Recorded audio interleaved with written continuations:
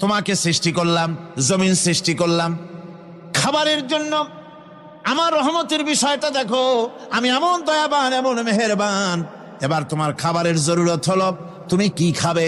সেজন্য এই জমিনে ফসলের ব্যবস্থা আমি আল্লাহ করেছি। জোরে বলেন সুবহানাল্লাহ। জমিন শুকায় গেছে, বৈশাখ মাসের, জ্যৈষ্ঠ মাসের প্রচন্ড রৌদ্রের তাপে জমিন শুকায় গেছে। এই জমিনে তুমি ফসল ফলাবে কি করে যদি না পানি দিয়ে জমিনটারে ভিজায় দেই? আল্লাহ বলেন, জমিন ভিজাবার দায়িত্ব আমি নিলাম।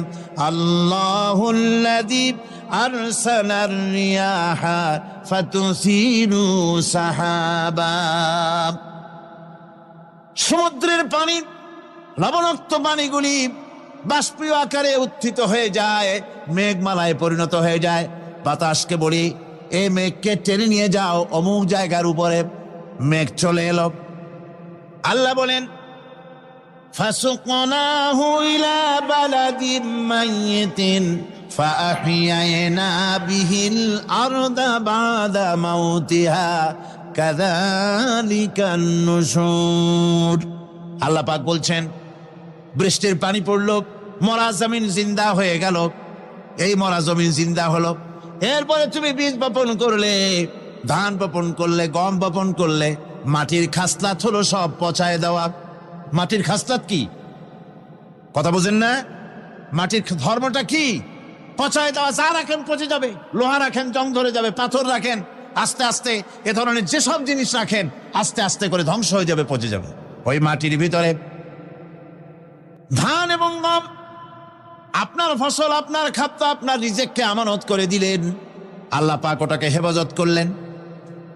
এরপরে ওর ভিতর থেকে পাতা অঙ্কুরিত হয়ে বেরিয়ে এলো। এখন কেউ যদি বলে, আল্লাহ যদি পানি না দেন, আল্লাহ যদি বৃষ্টিটা না দেন, তাহলে আমার অসুবিধাটা কি? আল্লাহ বলেন, দেখো বৃষ্টিটা তো আমি দিলাম। বৃষ্টিটা কে দিলেন? আল্লাহ পাক বলেন, আফারাআইতুমুল মাআল্লাযী তাশরাবুন আনতুম আনজালতুমুহু মিনাল মুজনি আম নাহনুল মুনজিলুন। তোমরা যে পানি পান করো, আকাশ থেকে এই পানিটা কে বর্ষণ করে? তুমি করো না আমি করি? কে করে? জোরে কোন? আল্লাহ পাক বলছেন, আমি পানি বর্ষণ করি।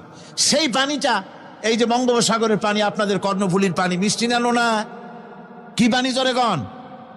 এই নোনা পানি আকাশে উঠলো। আল্লাহ পাক বলেন, ইচ্ছে যদি করতাম, লাউ নাশাউ জাআলনাহু জাজান ফালাউলা তাশকুরুন। পানি উঠালাম, নোনা পানি, ইচ্ছে করলে লবণাক্ত অবস্থায় অবতীর্ণ করে দিতে পারতাম, জমিনের ফসল সব নষ্ট হয়ে যেত। কিন্তু আমি নোনা পানি উঠায়া ওই পানিগুলিকে মিষ্টি করে আমি নাজিল করে, জোরে কান সুবহানাল্লাহ, মিষ্টি পানি অবতীর্ণ করে দিলাম। এখন মানুষ বলে, আল্লাহ পানি না দিলে কি হইতো? আমাদের খাল আছে, বিল আছে, সাগর আছে, নদী আছে, পুকুর আছে, হাওড় আছে, টিউবওয়েল আছে, ডিপ টিউবওয়েল আছে। আল্লাহ বৃষ্টি না দিলে তো কি হয়ে গেল আমাদের?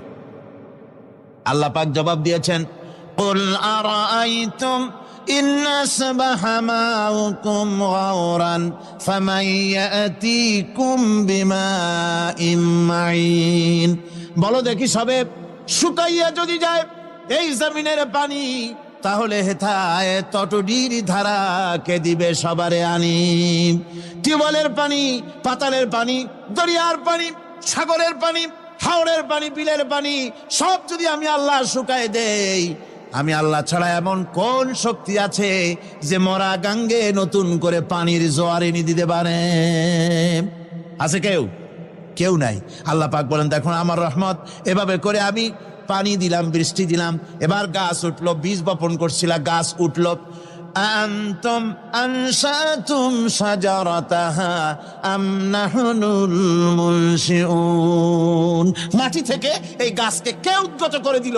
ওই বেটা, কে দিল? তুমি দিছো না আমি দিয়েছি? কে দিয়েছে? জোরে কর, জোরে চিল্লা এখন, কে দিল? আল্লাহ পাক বলেন, গাছ উদ্গত করে দিলাম, গাছ এবার বড় হলো। এই গাছ আল্লাহ রাব্বুল আলামিন এই গাছ তৈরি করলেন। এই গাছ শুধু আপনার জ্বালানি দেয় না, গাছ শুধু ফল দেয় না, এই গাছ মানুষের জন্য, গাছ হচ্ছে বন্ধু। মানুষের জন্য গাছ কি? জোরে কোন কি? বন্ধু। সেই বন্ধুরে জনমের কাটা কাটবেন নাকি? এই গাছ তৈরি হচ্ছে, গাছ বন্ধ কি করে? গাছ বন্ধ হচ্ছে আমরা যে শ্বাস প্রশ্বাস নেই, মুখের থেকে নাকের থেকে যে শ্বাসটা ফেলি, সেটা হচ্ছে আমরা গ্রহণ করি বাতাস থেকে অক্সিজেন, ছেড়ে দেয় কার্বন ডাই অক্সাইড। এটা হচ্ছে বিষ। এটা কি?